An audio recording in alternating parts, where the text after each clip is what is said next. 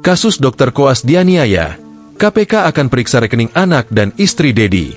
Fakta baru menguatkan KPK untuk memeriksa harta kekayaan Kepala Balai Besar Pelaksanaan Jalan Nasional, BPJN, Kalimantan Barat, Kalbar, Dedi Mandarsyah di tengah polemik kasus dugaan penganiayaan Dr. Koas yang melibatkan anaknya.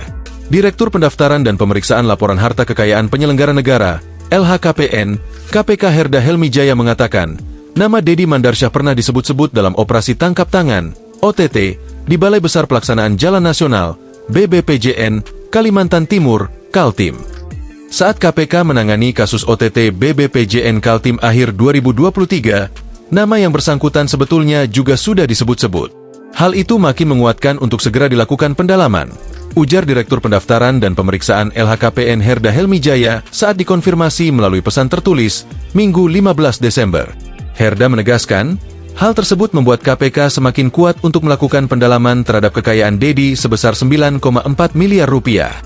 Herda menyatakan pihaknya saat ini masih mengumpulkan bahan-bahan analisis termasuk anomali-anomali yang ada di LHKPN Dedi. Setelah ada kesimpulan, terang dia, baru bisa dibuat keputusan untuk diperdalam.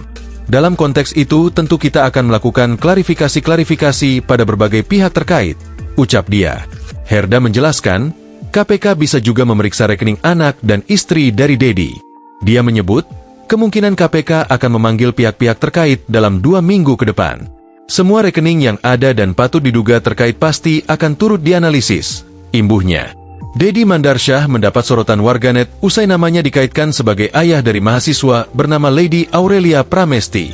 Lady diduga terkait dalam kasus dugaan penganiayaan seorang mahasiswa Koas Universitas Sriwijaya, Unsri, bernama Lutfi yang videonya viral di media sosial.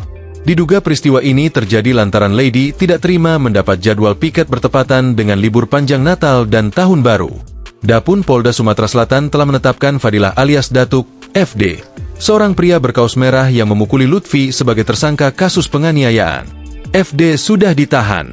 Sementara itu, Dedi tercatat memiliki harta kekayaan senilai 9,4 miliar rupiah. Data itu disampaikan ke KPK pada 31 Desember 2023. Ia melaporkan kepemilikan aset tanah dan bangunan senilai 750 juta rupiah. 3 aset tanah dan bangunan itu berlokasi di Jakarta Selatan. Dedi juga memiliki mobil Honda CR-V tahun 2019 senilai 450 juta rupiah dengan keterangan sebagai hadiah. Harta bergerak lainnya yang dimiliki Dedi bernilai 830 juta rupiah. Selain itu, ada surat berharga 670,7 juta rupiah. Ada pula kas dan setara kas senilai 6,7 miliar rupiah. Total harta kekayaan Dedi naik sekitar 500 juta rupiah dari laporan tahun sebelumnya. Pada 30 Desember 2022, harta kekayaan Dedi di angka 8 miliar 915 juta 130.867 rupiah. Download Tribun X sekarang, menghadirkan lokal menjadi Indonesia.